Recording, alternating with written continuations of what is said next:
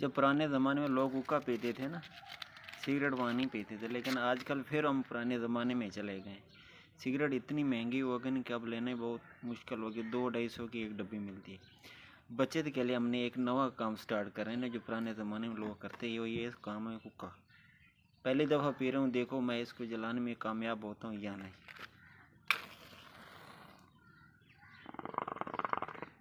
एक ख़त्म हो गया, नहीं बोलो।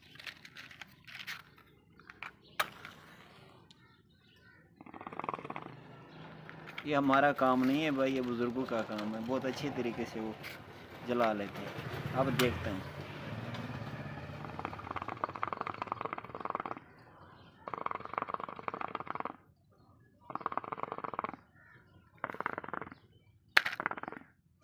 कामयाब हो गया।